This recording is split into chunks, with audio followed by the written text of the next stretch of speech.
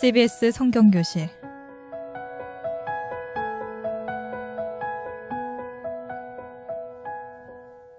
이 시간은 창세기부터 요한계시록까지 성경 66권 속에 숨어있는 하나님의 말씀을 함께 공부하는 시간입니다.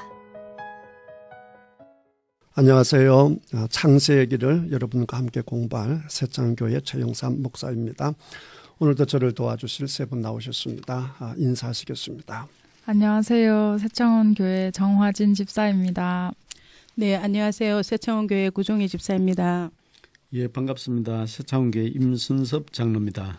오늘 날씨가 좋아서 그런지 세 분 표정들이 너무 밝고 너무 맑고 좋습니다. 오늘도 큰 은혜가 있을 줄 믿습니다. 아멘. 지난번에 그 노아가 노아 방주에 나와서 이제 살다가 노아가 이제 와인을 마시고 취해서 실수한 장면, 그리고 나서 제자가 그 자녀들에게 세 자녀에게 축복도 하고 저주도 한 내용을 지난번에 말씀을 드렸는데요.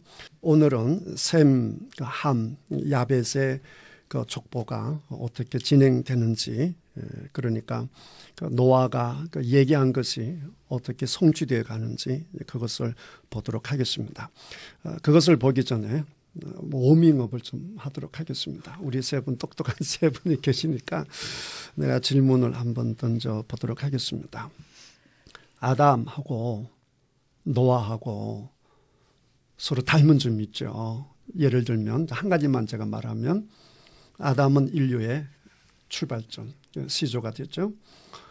그 다음에 노아도 어떻게 보게 되면 제2의 아담이 될 수 있잖아요. 싹 쓸어버리고 이제 노아 가족으로 시작되는 거니까 이런 시죠. 혹시 여러분이 기억나는 게 있을지 모르겠어요. 아담하고 노아하고 닮은 점이 유사한 점이 많으신데 혹시 기억나는 거 있습니까? 예를 들면 제가 이제 힌트를 주면, 자, 아담의 아들, 여러분 아담의 아들 이름 나는 거 누구입니까? 아담의 아들 누구 있죠? 가인과 아벨. 또 누가 있습니까? 가인과 아벨. 또 아벨이 죽고 나서 아벨 대신에 누굴 줬죠? 두잔데. 셋. 가물가물하죠. 그냥 세 명이죠. 그러니까 가인, 아벨, 셋. 그 외에도 자녀들이 많아요. 그런데 이름이 나와 있는 거는 딱 세 명이 이름 나와 있습니다.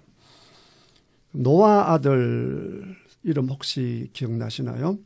노아 아들 누구가 있죠? 세 명. 셈, 함, 야벳. 아주 좋았어요. 세 명이 똑같이 세 명. 셈, 함, 야벳 세 명이 있고. 그 다음에 이제 하나님이 아담에게 복을 주시며 그들에게 하나님께서 말씀하시기를 뭐라고 말씀하셨습니까? 너는 생육하고 번성하고 그렇죠. 땅에 충만하라. 네, 아주 멋졌어요.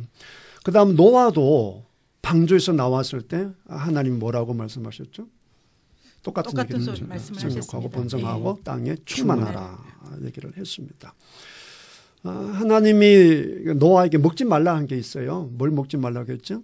피채 먹지 말라. 노아에게 피채 먹지 말라. 그럼 아담에게는 선악과를. 네, 선악과를 먹지 말라. 그 또 한 가지씩 있어요. 그죠?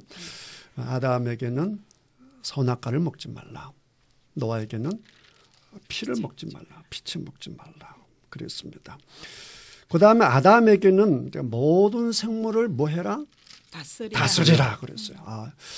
우리 구집사님 아까 인상이 훤하시더구만. 대답도 아주 환하게. 아주 세 분 좋아요. 다스리라 그랬습니다. 근데 노아에게는 모든 생물들이 너희들을 뭐 할 것이다? 두려워. 그렇지. 두려워하고 무서워할 것이다. 굉장히 비슷하잖아요.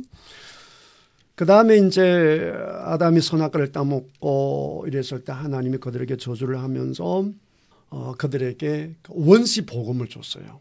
그렇죠. 여자의 후손 얘기하면서 원시 복음을 줬는데 노아에게는 무슨 복음 같은 걸 줬죠? 언약 같은 거. 무지개. 그렇죠. 무지개 언약. 무지개 언약. 굉장히 그죠? 하나씩 딱딱딱 있는 걸 볼 수 있어요. 아담은 무엇을 먹음으로 넘어졌죠?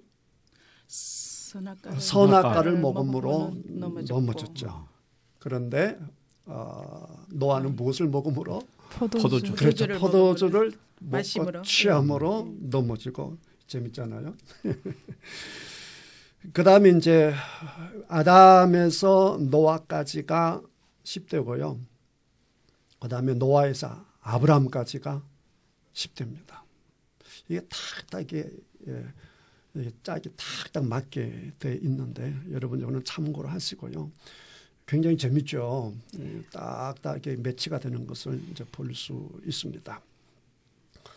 자, 노아의 이제 자녀 3명 얘기를 하도록 하겠는데, 셈, 함, 야벳 있잖아요. 지난번에 우리 그 노아가 세 자녀에게 한 명에게는 저주를, 그다음 2명에게는 축복을 했는데 누구에게 저주를 했죠? 그 세 아들 중에 노아가 누구에게 저주를 했습니까? 저주를. 가나안. 그렇죠. 가나안. 그러니까 함. 그렇죠. 함에게요. 이제 함이 실수를 했는데 함의 이름은 거론하지 않고 가나안을 얘기하면서 저주를 했습니다. 그 가나안 저주가 9장 25절에 나와 있습니다. 9장 25절 우리 장로님 한번 읽어보시죠. 이에 이르되 가나안은 저주를 받아 그의 형제의 종들의 종이 되기를 원하노라 하고. 네, 거기까지요. 이 보게 되면 가나안은 저주를 받아 그의 형제의 누구의 종요? 형제의 종. 종들의 종이니까. 이거는 완전 잘 보세요. 형제의 종도 아니고 그죠? 종들의 종. 형제의 종들의 종이니까 어마어마한 거죠. 최악이죠. 자, 그다음에 이제 셈에게는 뭐라고 축복하느냐. 우리 장로만 읽어보시죠. 26절. 또 이르되 셈의 하나님 여호와를 찬송하리로다. 가나안은 셈의 종이 되고. 네, 거기까지. 여기 축복의 내용을 보게 되면 어떤 하나님이라고 얘기하죠? 셈의 하나님. 셈의 하나님. 그 자체가 축복인 거예요. 그게 최고죠. 그렇잖아요. 그러니까 하나님이 누구의 하나님이 돼버리는 거예요? 셈의 하나님. 셈의 하나님이 돼버리면 뭐 하나님이 셈의 하나님이 돼버리면 모든 게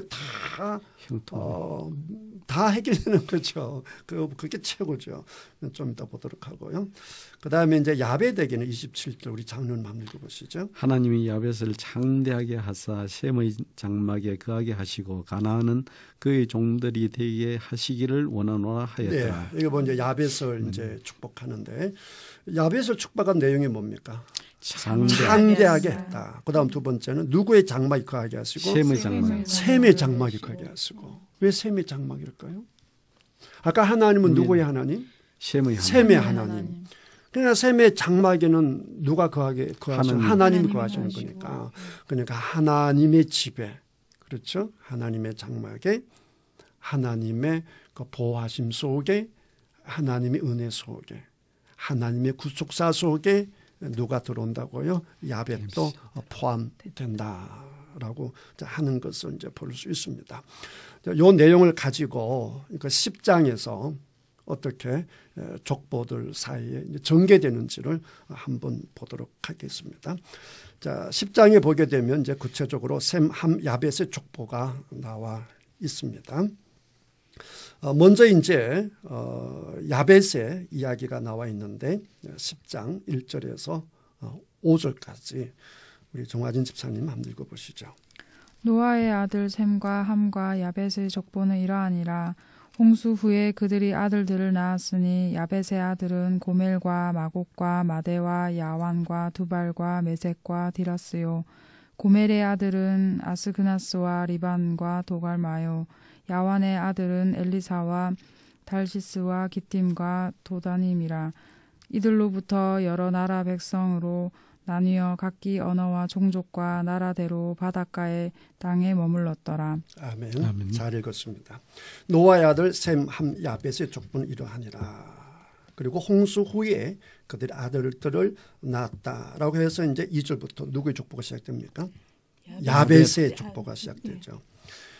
셈과 함과 야벳이니까 보통 보면 이제 순서대로 나오잖아요. 그래서 이제 셈이 첫째고 함이 둘째고 야벳이 셋째다. 대부분 이렇게 생각하는데 간혹 가다가 야벳이 첫째 아들이다. 뭐 이렇게 주장하는 분들도 계세요. 그건 뭐 참고로 하시고 그건 뭐 그렇게 중요하지 않는 것 같고 일반적으로는 셈이 이제 첫 번째다. 왜냐하면 항상 셈이 제일 먼저 나오니까.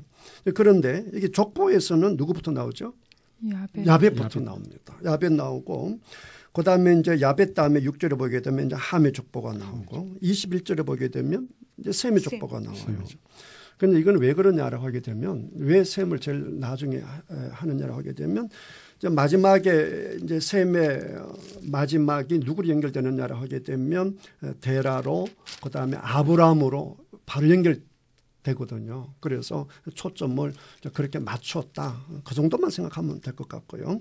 자, 그러면 야벳의 아들이 이제 2절에 나와 있는데 몇 명을 낳았죠? 야벳의 아들이 몇 명입니까? 7명. 자, 고멜, 그죠? 마곡, 마대, 야완, 두발, 메색, 디라스. 그러니까 7명이죠. 7명 중에서 3절에 보니까 고멜 나왔죠. 고멜은 몇 번째죠? 첫 번째죠. 그 다음에 4절에는 누구? 야완이 나와 있습니다. 야완은 몇 번째입니까? 고멜, 마곡, 마대, 야완이니까 네 번째죠. 그러니까 야벳의 아들 중에서는 고멜하고 야완의 아들만 나와 있고 그의 자녀들만 나와 있고 그 외에는 언급이 없습니다. 그렇죠? 그건 뭐 성경에 필요한 인물들만 내는 거니까 그 정도로 참조를 하시고요. 그 다음에 이제 이들이 어디 살았느냐라고 하게 되면 5절에 보면 나와 있죠. 마지막에 이 사람들 어디 살죠? 바닷가의 땅에 머물렀더라. 그랬죠. 야벳의 아들은 어디 머물렀더라? 바닷가의 땅에 머물렀더라. 노아가 야벳을 축복할 때 뭐라고 축복했습니까? 그 27절이 있죠. 9장 27절. 뭐라고 축복해? 첫 번째 뭐 하도록 축복했죠? 셈의 장막에 아니, 첫 번째가 창대하게 하고 창대하려고 하면 쉽게 말하면 요즘 말 하게 되면 이제 무역도 잘 되고 돈도 잘 벌고 그다음 자녀도 많이 낳고 이거 아닙니까? 근데 거기에다가 경제적인 부까지 다 포함되는 거잖아요. 경제적인 부를 누리는데 가장 유익한 땅은 어디입니까? 바다죠.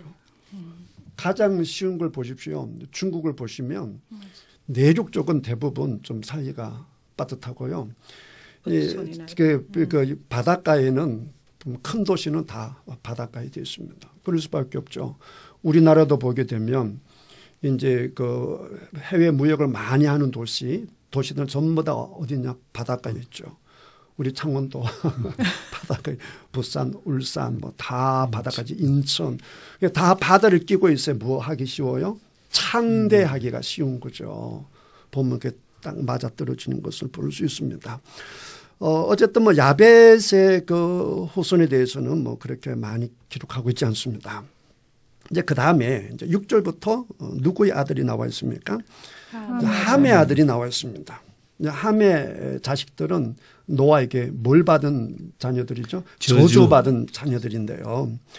그런데 6절부터 20절까지 나와 있는데 그 앞에 야벳에는 그 야벳의 아들, 그 다음에 고멜, 야완 아들들의 이름만 나와 있고요. 그 다음에 이제 함의 자손들이 들어가서는 자 6절에 보시면 자 함의 아들이 나와 있습니다. 우리 93절 읽어보시죠. 함의 아들은 구스와 미스라임과 북과 가나안이요. 네, 함의 아들은 몇 명입니까? 3명, 4명. 구스, 미스라임, 북, 가나안입니다. 네 사람. 구스는 이디오피아라 생각하면 되고 미스라임은 이집트입니다. 북은 리비아라 생각하면 되고요. 가나안은 적각꿀이 흐르는 가나안 땅, 이스라엘 백성들이 들어가야 할 그 가나안 땅을 얘기합니다.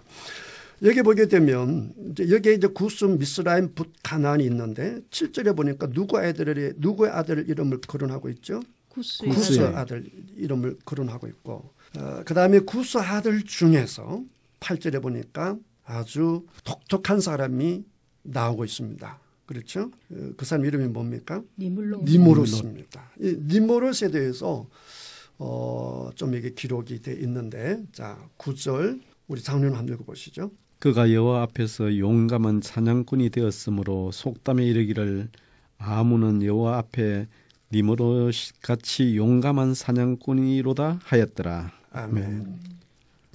좀 이따 21절 이하의 셈의 자손 또 보게 되면 그냥 이름밖에 없어요. 그 마지막에 어디 그였다. 그것밖에 없는데 유독 함의 족보만 이렇게 거창한 이름이 나옵니다. 좀 이상하지 않습니까? 함은 저주를 받았기 때문에 나오면 뭐 만약에 특별히 언급이 있으면 뭐 병 걸려 죽었다든지 벼락 맞아 죽었다든지 그런 얘기가 나와야 되는데 그런 얘기는 안 나오고 오히려 구스라고 하는 아주 탁월한 인간을 얘기하고 있습니다. 그렇죠? 그는 용사고 여호와 앞에 용감한 사냥꾼이고 그것뿐만 아니라 그 10절에 보면 10절 장면만 읽어보시죠. 그의 나라는 신할 땅의 바벨과 에렉과 아깝과 갈레에서 시작되었으며 여기 보게 되면 그의 나라도 나와 있습니다. 그의 나라가 누구의 나라겠어요? 음, 니무로스의 나라겠죠. 니무로스. 그러니까 니무로스 얼마나 대단한 사람인가라고 하는 것을 알 수가 있죠. 그 다음에 이제 그 함의 족보의 특이한 것이 좀 이따 이제 그 19절에 보시게 되면 가나안의 경계가 또 나와 있습니다. 그러니까 야벳도 셈도 축복받은 자손들인데 그들에게는요 이름밖에 없어요. 그런데 함은 저주를 받았잖아요.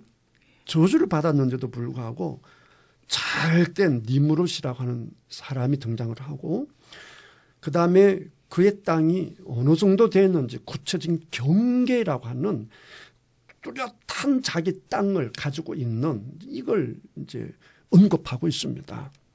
얼른 이렇게 보게 되면 누가 축복받은 겁니까? 축복받은 건 함이죠. 그렇지 않습니까?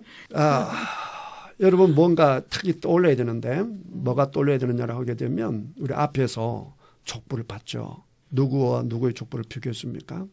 라멕. 그렇지. 라멕에 나오는 가인의 족보와 거룩한 셋의 족보를 우리가 봤잖아요. 분명히 하나님이 축복하고 하나님이 함께하는 아벨 그다음 셋의 족보에는 뭐밖에 없었습니까? 낳고 몇 살까지 살았다. 그것밖에 없었는데 가인의 족보를 보니까 무슨 뭐 업적을 남겨서 목축업을 시작하고 음악을 시작하고 농기계를 막 무기를 만들고 그러고 그런 게 나오잖아요. 똑같습니다. 이 흐름이요 똑같습니다. 그 똑같은 흐름으로 본다라고 한다면 이 함의 니므롯은 축복받았다는 겁니까? 저주받았다는 겁니까? 인간적으로 봤을 때 축복인데 네. 예, 영적으로 보면 저주인 것 같습니다. 인간의 쾌락을 쫓아서 인간적으로. 네. 이제 서서히 도사님들이 돼갔습니다. 장로님 말씀처럼 돼야 이게 앞뒤가 맞는 거죠. 만약에 이 함의 아들이 축복받아 버리고 니므롯이 축복받은 자로 끝나버리게 되면 뭐 노아의 말은 전혀 의미가 없잖아요. 의미가 없는 말을 성경 기록하지 않거든요. 성경 보게 되면 전부 다 이렇게 딱 이렇게 서로 맞도록 딱 돼 있는 건데 그러면 이게 왜 방금 장로님 말씀하신 것처럼 이 축복이 아니고 저주냐라고 하는 것을 이 시간 좀 이렇게 살펴보도록 하겠습니다. 자, 그 8절을 다시 보시면 구스가 또 니므롯을 낳았으니 그는 세상의 첫 뭐라고 했습니까? 용사다라고 했습니다. 용사. 제가 이제 전번에 그 말씀을 드렸는데요. 근동 지역에 있어서 그 용사, 영웅 이런 사람들은 지금 우리가 생각하는 그런 의미의 영웅이 아니라고 했습니다. 지금 우리가 영웅이라고 했을 때는 선한 사람을 일러서 영웅이라고 하지 악을 행해가지고 유명한 사람을 영웅이라 하지 않잖아요. 그런데 고대 근동은 그게 아니에요. 그러니까 유명하고 알려지면 그게 영웅입니다. 그런데 대부분 영웅들이 어떤 영웅이냐라고 하게 되면 우리 이제 가인의 족보에서 보면 유명한 영웅이 한 명 있었습니다. 누구였죠? 아까 우리 정화 집사님 말씀했는데 라멕이죠, 라멕. 라멕이 왜 이제 유명한 영웅이냐? 그 이제 두 아들이 그 두 아내가 첫 번째 아내가 이제 두 아들을 낳고 둘째 이제 부인이 아들 하나, 딸 하나를 낳는데 이 아들들이 다 대단하죠. 아까 말씀드린 것처럼 목축업의 조상, 그다음에 또 음악하는 자의 조상, 그다음에 기계 만드는 자의 조상이고요. 그다음에요.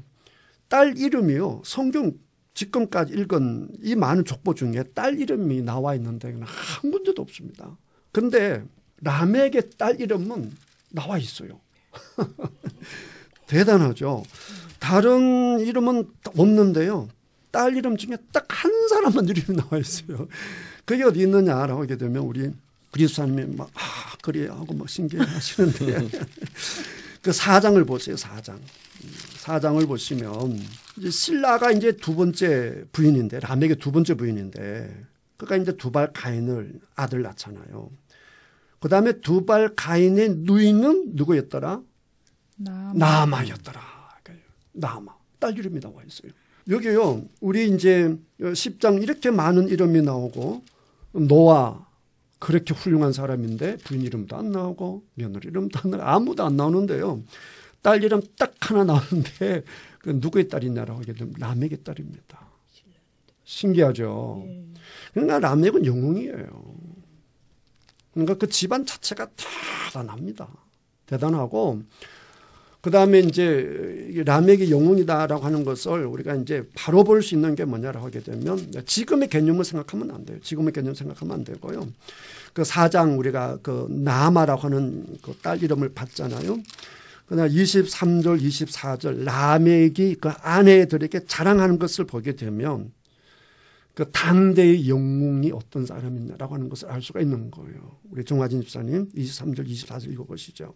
라멕이 아내들에게 이르되 아다와 실라여 내 목소리를 들으라. 라멕의 아내들이여 내 말을 들으라. 나의 상처로 말미암아 내가 사람을 죽였고 나의 상함으로 말미암아 소년을 죽였도다. 가인을 위하여는 벌이 7배일진데 라멕을 위하여는 벌이 77배이리로다 하였더라. 네. 지금 뭘 자랑하고 있죠?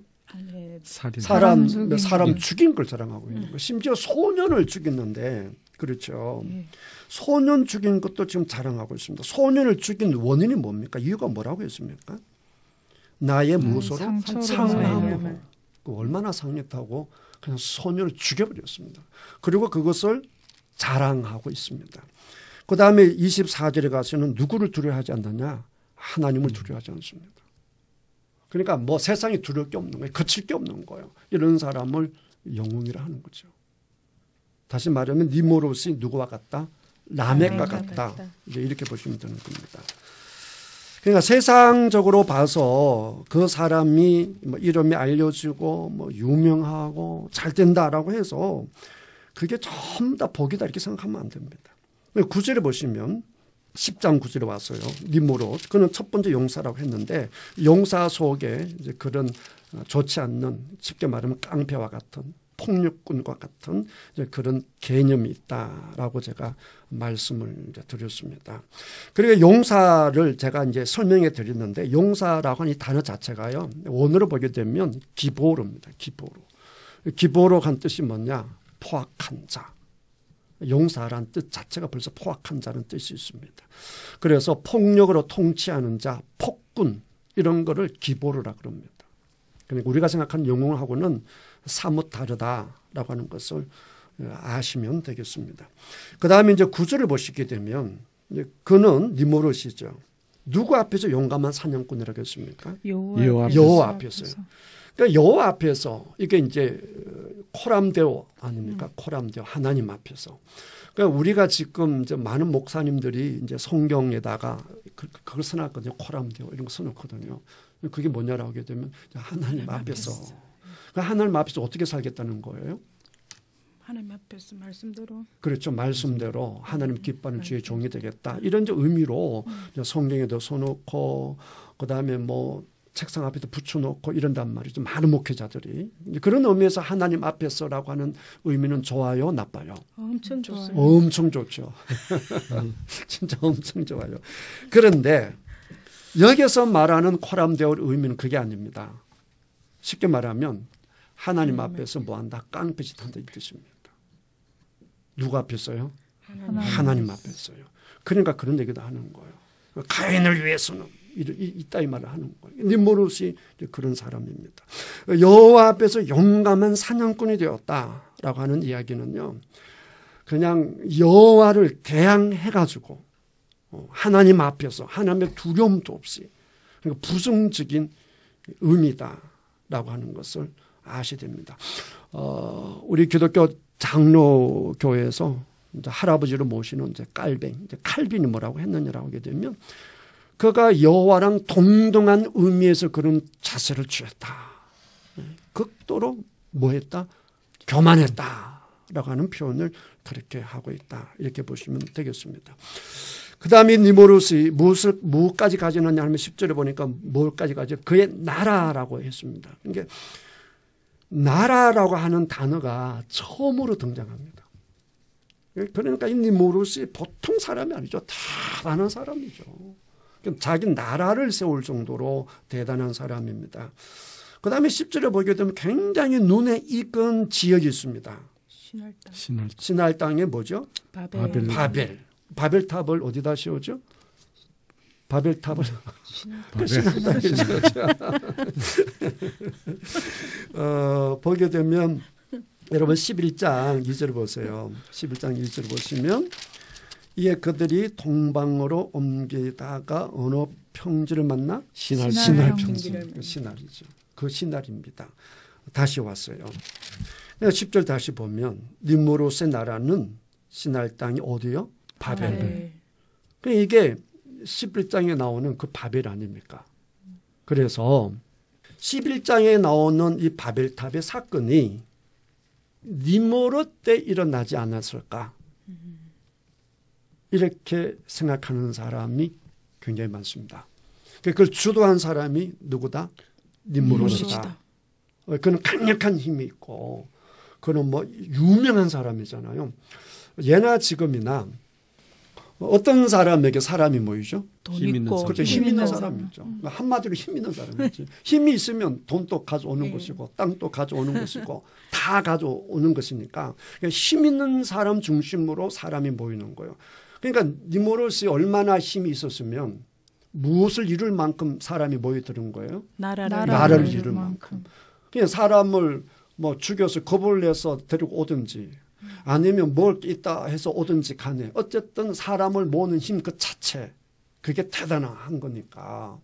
그러니까 그는 유명한 용사 아니겠습니까? 세상의 용사란 말이에요. 이 땅에서 유명한 용사란 말이에요. 세상 사람이 다 아는 거죠. 그렇죠? 이때 아마 바벨탑 사건이 일어나지 않았을까. 그 정도 생각하고 그거는 다음에 11장 이제 들어가서 이제 구체적으로 얘기하도록 하고요.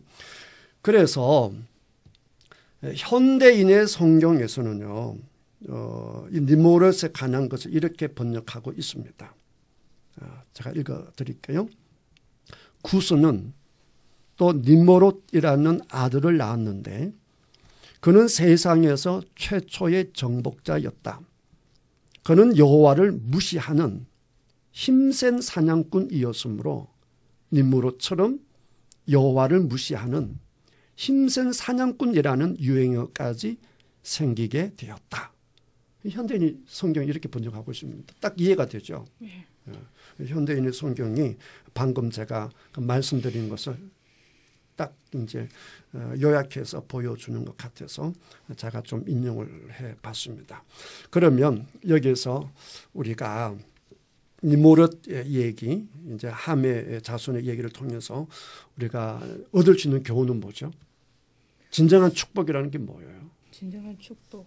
네. 하나님을 함께 할 하나님됨을 때. 인정하는 거. 네. 어쨌든 하나님과 함께하고 예. 제일 좋은 거는 셈의 하나님처럼 우리의 하나님이 되는 게 제일 좋은 거예요. 그런데 지금 이 함은 니므롯은 하나님 필요 있다는 거 필요 없다는 거예요. 필요 없다. 필요 없다는 거예요. 그러니까 하나님 필요 없다는 생각이 드니까 뒤에 가면 바벨탑 사건이 일어나는 거예요. 하나님 그건 뭐 우리가 다 알아서 하지. 그래서 여러분 세상에서 우리가 남들을 부러워할 때 저 사람 돈도 많이 벌고 사업도 크게 번창하고 이름도 많이 알려줘서 좋겠다라고 부러워들 하시는데 여러분 분명히 아셔야 될 것은 뭐가 없으면 축복이 아니다. 하나님 없으면 축복이 아니다. 라고 하는 것을 여러분 아시면 좋겠고요. 그 다음에 이제 니므롯 이야기는 이제 그 정도로 하도록 하고 그 다음에 이제 그의 나라가 이제 시작되고 그 다음에 땅이 어디까지 나갔다라고 하는 것이 14절까지 나와 있고요. 그 다음에 이제 15절에 가서 누가 나옵니까? 가나안이 나옵니다. 이 가나안은 굉장히 중요하죠. 가나안은 왜 중요합니까? 천국이기 때문에. 이스라엘 백성들의 삶의 터전이죠. 그러니까 아브라함이 어디로 향해 가죠? 가나안으로 향해 가죠. 이스라엘 백성들이 이집트에서 노예로 살다가 약 400년 혹은 430년 노예로 살다가 적과 꿀이 흐른 어디로 갑니까? 가나안 땅으로 가는 거죠. 지금 이 창세기를 누가 기록하고 있죠? 모세가 기록하고 있죠. 모세가 지금 어디로 가고 있죠? 가나안으로 가고 있죠. 그러니까 가나안이 중요하죠. 이해가 되시죠? 네. 그 가나안요. 그런데 그 가나안 땅이 누구의 땅이었습니까? 어느 자손의 땅이었습니까? 함의 자손의 땅이었습니다. 이게 다 이게 의도가 있는 거예요. 자, 15절을 우리 정화진 집사님만 읽어보실래요?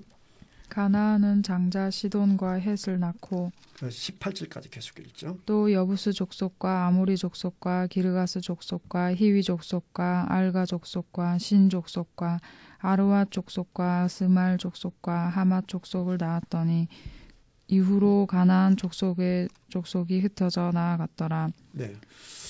그래 가나안 이제 족속을 쭉 이제 내고 있고요. 그 다음에 이제 그들의 경계 이게 이제 야벳도 그러고 셈도 그러고 경계라고 해서 구체적으로 이렇게 딱 나와 있는 데는 없어요. 그런데 보게 되면 이 가나안은 경계 분명히 딱 나와 있습니다. 그 19절 20절 정지선 계속 읽어주시죠. 가나안의 경계는 시돈에서부터 그라를 지나 가사까지와 소돔과 고모라와 아드마와 스보임을 지나 라사까지였더라. 이들은 함의 자손이라 각기 족속과 언어와 지방과 나라대로였더라. 네. 그럼 이 가나안 땅은 지금 여기서 언급하는 가나안 땅은 어떤 땅이겠습니까? 대부분 보게 되면 특별히 이제 이게 소돔과 고모라 이 지역은 굉장히 좋은 땅입니다. 그래서 이제 뒤에 가보게 되면 그 아브라함과 롯이 서로 이제 재산이 많아서 같이 살 수가 없었을 때 소돔과 고모라를 택한 사람이 누구였죠? 롯이 소돔과 고모라를 택했죠. 그때 소돔과 고모라를 어떻게 성경이 표현하고 있느냐라고 하게 되면 여호와의 동산 같았더라. 얼마나 땅이 좋았으면 여호와의 동산 같고 그랬겠어요. 그 다음에 애굽 땅과 같고 그랬습니다. 애굽 땅은 비옥한 땅이잖아요. 그렇게 좋은 땅인데 그래서 이제 그 가나안의 경계가 이제 구체적으로 딱 나와 있다라고 하는 것을 우리가 알 수 있고요. 함의 족보를 우리 다시 얘기를 하게 되면 세상으로 보게 되면 굉장히 축복받은 것처럼 보인다. 굉장히 축복받은 것처럼 보인다라고 하는 것을 우리 알아야 되고 그러나 하나님이 떠나버린 세상의 축복 그것이 뭐 아무리 영웅호울이 되든지 좋은 땅을 가지고 있든지 간에 뭐가 없으면 하나님이 안 계시면 그거는 축복이 아니다. 아멘입니까? 아멘. 근데 이거 현실적으로 받아들이기가 쉬워요, 어려워요? 어렵습니다. 그런 생각 할걸요. 하나님 잠깐 저주 받아도 괜찮으니까 돈 10억만 주십시오. 너무 힘들면 그런 생각을 하시죠. 그러나 이건 분명히 아셔야 됩니다. 복 중의 복은 하나님입니다. 그걸 꼭 기억하시길 바라고요. 그 다음에 이제 셈의 이제 그 자손들, 후손들 이제 21절부터 나와 있는데 우리 구집사님 셈의 그 후손들을 한번 읽어보도록 하겠습니다. 셈은 에벨 온 자손의 조상이요 야벳의 형이라 그에게도 자녀가 출생하였으니 셈의 아들은 엘람과 아수르와 아르바삭과 룻과 아람이요. 네, 거기까지. 이게 좀 잘 보시면 자 셈은 누구의 온 자손이라 그랬습니까? 에벨. 에벨이 나옵니다. 이 에벨이 누구냐? 한번 추측을 해보죠. 자, 셈의 아들이 나와 있는 것이 22절이죠. 아들 몇 명 나와 있습니까? 네, 5명. 엘람, 다섯. 아수로, 아르박사, 다섯 명. 룻, 아람 5명이죠. 네. 그다음 23절은 누구의 아들 나와요? 아람은 몇 번째 아들이죠? 마지막 다섯 번째죠. 예. 그렇죠? 그다음 아르박사 또 셈의 아들이죠. 예. 엘람, 아수로, 세 아르박사시니까. 번째 아들. 그렇죠? 아르박사 누구의 아들입니까? 셈의 셈의 아들. 아들이죠. 예. 그다음 아르박사는 누구를 낳아요? 셀라를 낳습니다. 그다음 셀라가 누구를 낳습니까? 에벨. 에벨을 낳습니다. 그렇죠? 예. 그러면 에벨의 아버지는 누굽니까? 에벨의 아버지 셈. 아르박사. 아니지. 에벨의 아버지. 에벨의 아버지가 누굽니까? 누가 에벨을 낳습니까? 셈. 셀라가 낳잖아요. 셀라는 에벨을 셀라는, 낳았으며 할아버지야. 거꾸로 돌아가는데 할아버지야. 그냥 아버지 에벨을 낳은 사람은 셀라죠. 예. 그죠? 그다음에 셀라를 낳은 사람은 아르박사시고 아르박사. 예. 아르박사를 낳은 사람은 셈이고. 셈. 그러니까 셈, 아르박사, 셀라, 에벨. 그러니까 에벨은 셈의 몇 번째? 네 번. 네 번째죠. 네 번째 아들인데 왜 21절에서 셈은 에벨 온 자손의 조상이요. 좀 이상하지 않습니까? 그렇죠? 일반적으로 첫째 아들을 붙여야 되는 거 아닙니까? 붙인다라고 한다면 그 첫째 아들이 셈의 첫째 아들이 누구죠? 엘람이잖아요. 그러니까 셈은 엘람 온 자손의 조상이요. 이래 가장 자연스럽지 않습니까? 이해가 됩니까? 네. 왜 밑도 끝도 없이 갑자기 셈의 아들도 아니고 그렇죠? 넷째 손인 에벨의 이름을 올려놨는가? 이게 좀 궁금할 수가 있죠. 이건 이제 원어로 보게 되면 이제 알 수 있는데 이게 이제 그대로 읽으면 에베르입니다. 에베르인데 이 에베르가 어디서 왔느냐라고 하게 되면 아바르에서 왔습니다. 아바르가 무슨 뜻이냐라고 하게 되면 강을 건너가다라고 이런 뜻이 있습니다. 강을 건너가다. 그러니까 히브리인이라고 했을 때 히브리가 여기에서 이제 파생되었다 이렇게 주장하곤 합니다. 그러니까 여기가 이 에벨이 히브리인 그러잖아요. 이스라엘 히브리 사람 지금도 그러잖아요. 성경 무슨 글자로 히브리요. 히브리를 했잖아요. 그 히브리 처음에 나오는 것이 이 에벨이다. 그래서 이 에벨을 이렇게 나와 있다. 온 히브리의 온 조상이에요. 이해가 됩니까? 네. 그래서 에벨이 나왔다. 이렇게 보시면 되겠고요. 자, 그 다음에 에벨이 25절을 보게 되면 에벨이 두 아들을 낳죠. 그렇죠? 두 아들 낳는데 우리 장로님 25절 한번 읽어보시고 두 아들이 누군지 한번 보시죠. 에벨은 두 아들을 낳고 하나의 이름을 멜렉이라 하였으니 그의 때에 세상이 나뉘었으므로 멜렉의 아우의 이름은 욕단이며. 자, 그러면 에벨은 누구를 낳습니까? 벨렉과 욕단. 네, 벨렉과 욕단을 낳습니다. 그렇죠.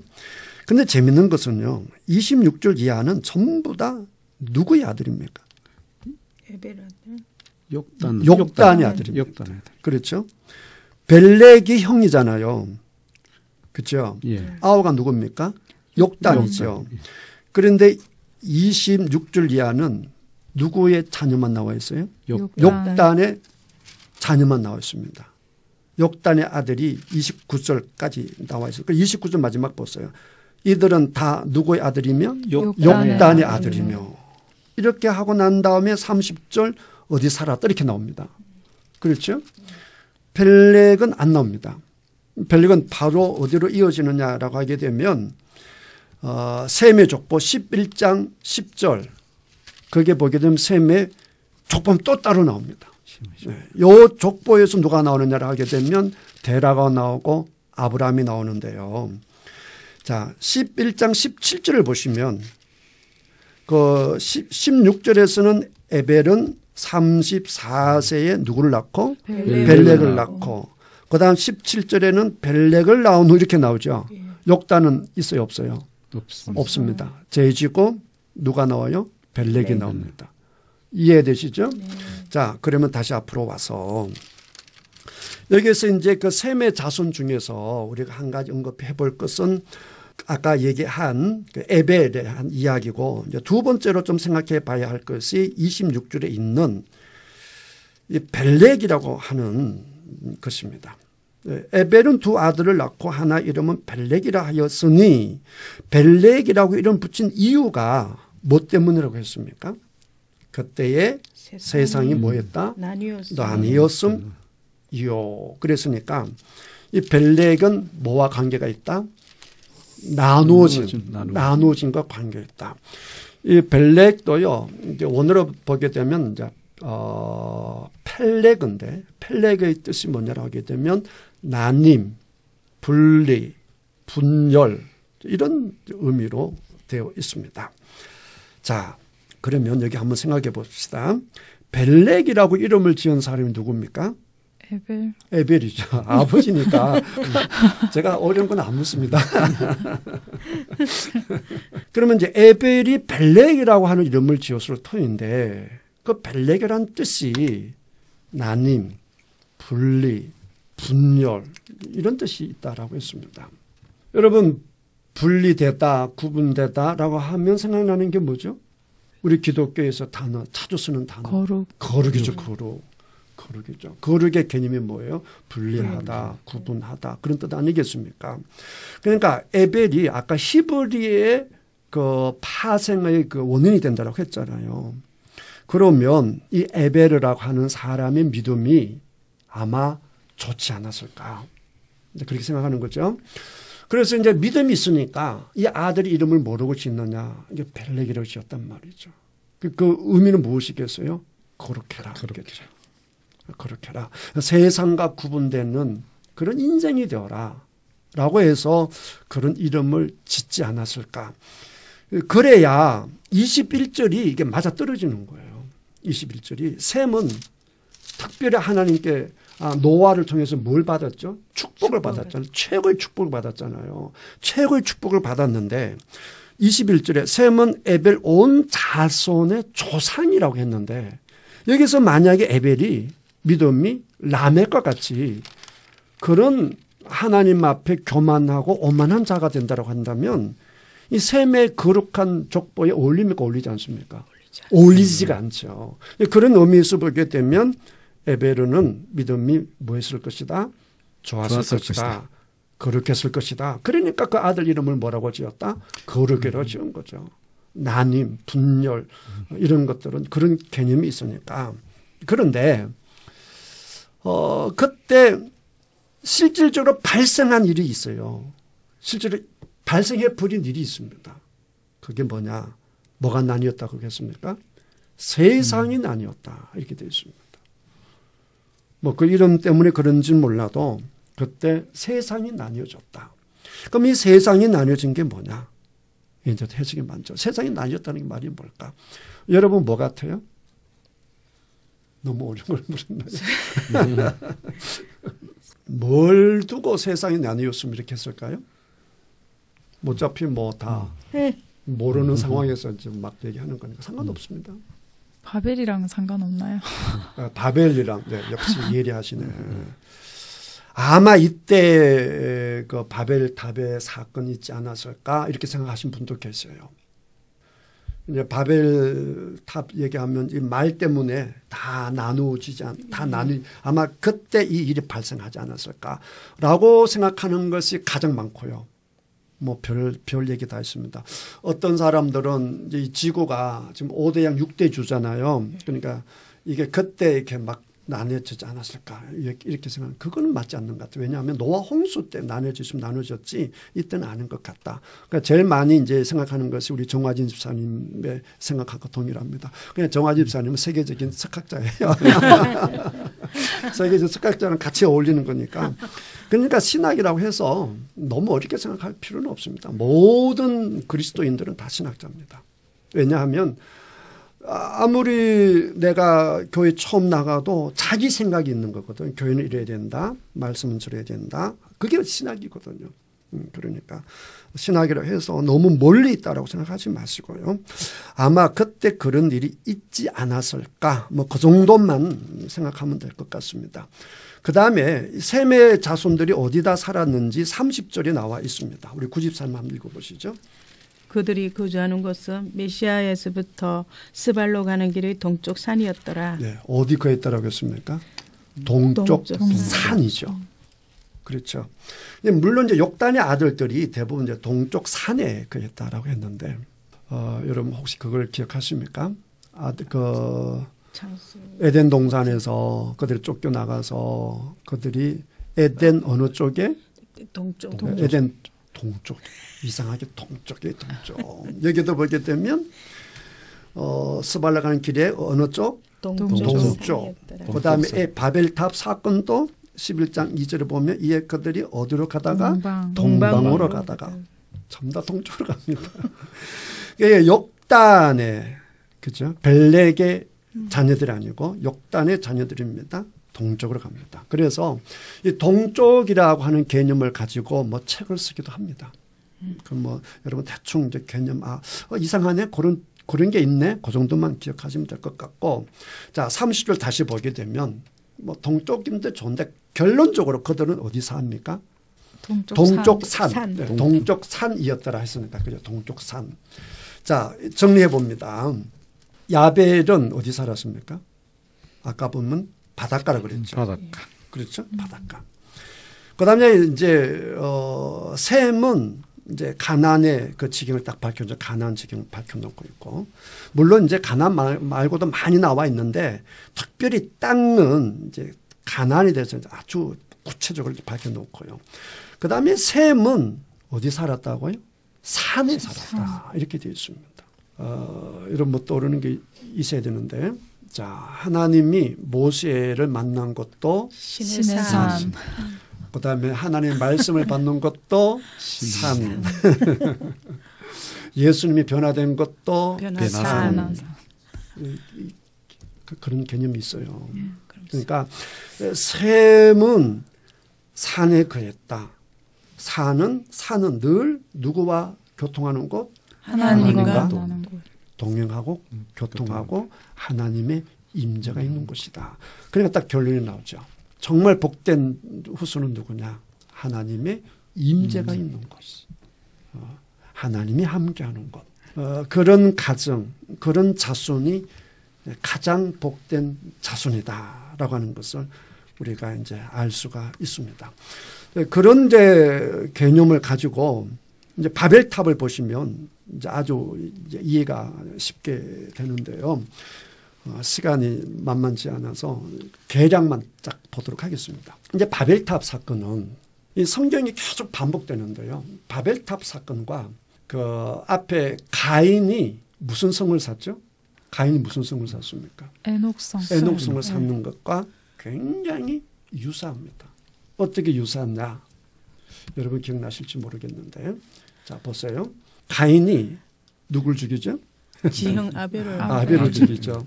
아벨을 죽이고 그러니까 하나님 막 뭐라 하니까 나 무서워요. 다른 사람 날 죽이면 어떡해요. 막 무서워하니까 하나님이 그에게 뭘 줍니까? 표를 딱 줍니다. 그 표는 뭐냐? 누구도 너에게 손을 못 댄다. 표를 줬는데 가인이 가서 아멘. 이제 누구도 나에게 손을 못 댈 거다라고 해서 편안하게 삽니까? 아니면 그 하나님의 말씀을 믿지 못하고 무시해서 스스로 안전책을 택합니까? 스스로 안전책을 택하죠. 그래서 만든 게 뭐죠? 에녹성이죠. 에녹성을 짓죠. 그러니까 가인이 에녹성을 짓고는 왜 에녹성이라 이름을 붙였죠? 누구 이름을 따서? 에녹이 누굽니까? 가인의 아들. 가인의 굉장히 유사한 걸 잘 보세요. 이제 가인이 표를 줬는데도 못 믿고 성을 짓고 누구 이름을 붙여? 자기 아들의 이름을 붙이는 거예요. 그러니까 실제로 누구 이름을 내는 거예요? 자기 이름을 내는 거죠. 자기 이름을 내는 거잖아요. 바벨탑의 사건이 딱 그겁니다. 자, 뭐 다음에 좀 더 구체적으로 봐야겠지만 일단 이 바벨탑 짓는 걸 보게 되면요. 그들이 어떻게 짓느냐. 자, 4절을 보시게 되면 4절을 우리 장로님만 읽어보시죠. 또 말하되 자 성읍과 탑을 건설하여 그 탑 꼭대기를 하늘에 닿게 하여 우리 이름을 내고 온 지면에 흩어짐을 면하자 하였더니. 야, 거기까지. 자, 여기 보게 되면 그 사람들이 성읍과 탑을 건설하여 그 탑 꼭대기를 어디에 닿게 하고 하늘에 닿게 해요. 그래서 성읍을 쌓는 것도 그렇고 탑을 쌓는 것도 그렇고 높이 쌓는 걸 볼 수 있습니다. 뭐와 연관이 있습니까? 노아, 홍수. 예. 하나님 분명히 말씀하셨잖아. 물로 뭐 하리라? 심판하지 않으리라. 그래서 지금 뭐 높이 올라가잖아요. 그러니까 하나님이 비를 내려도 이해가 됩니까? 네. 걱정하지 말라고 하는데 무지개를 줬는데 또 그러니까 가인하고 똑같은 거잖아요. 표를 줬는데 성을 짓잖아요. 그리고 가인이 누구 이름을 내요? 아들 이름 결국은 자기 이름을 내잖아요. 지금 여기도 보면 우리 이름을 내자 이런단 말이에요. 그런 유사성이 있다. 그 다음에 좀 더 구체적으로 보도록 하고요. 그러니까 이 족보를 통해서 우리가 이제 확인할 수 있는 것이 뭐냐라고 하게 되면 그럼 노아가 그 말한 것이 그 10장에서 그대로 성취되는 것을 볼 수가 있고 그런데 세상적인 안목으로 보게 되면 가장 축복받은 자는 오히려 누구다? 함이죠. 함. 세상적인 안목으로 보게 되면 오히려 함이다. 그러니까 절대로 우리 그리스도인들이 하나님이 싫어하는 하나님이 소외된 부, 명예, 권력 이런 거를 탐하면 된다 안 된다? 안 된다. 그것은 뭐다? 저주다. 하나님을 떠나면 그 자체가 뭐다? 저주다라고 하는 것을 늘 기억하셔야 되고 진정한 복은 뭐냐? 하나님과 함께. 셈의 하나님. 그러니까 하나님이 우리의 하나님이 되어주실 때 그것이 가장 큰 뭐다? 축복이다라고 하는 것을 알 수가 있고요. 그것에 대해서 또 반대해 나가는 또 죄인들의 모습 그게 바벨탑에 나타나는데 그것은 다음에 좀 더 구체적으로 보도록 하고요. 오늘은 여기까지 하도록 하겠습니다. 간략하게 오늘 배운 바를 또 느낀 바를 나누도록 하겠습니다. 우리 장로님부터요. 예, 말씀을 통해서 진정한 축복은 이 소유에 있지 않고 하나님과 어떻게 동행하냐는 것을 배웠습니다. 저도 하나님과 좀 더 가까이 가고 동행하는 삶을 살아야 되겠다고 생각했습니다. 아멘. 우리 정 집사님. 네, 저도 같은데요. 네. 항상 세상에 그런 좀 성공한 사람들, 네. 또 좀 이렇게 잘 사는 사람들 그런 걸 보면서 많이 속고 있는 것 같아요. 그렇죠. 이렇게 앞으로는 하나님과 동행하는 것이 더 좋은 걸 알고 그렇게 살아가야 되겠습니다. 아멘. 우리 구 집사님. 예, 저희 집 가정에는 하나님이 임재해 계셨으면 좋겠습니다. 아멘. 최고네요. 그게 최고죠. 고맙습니다. 지금까지 애청해 주신 여러분들에게 진심으로 감사드립니다. 고맙습니다. 감사합니다.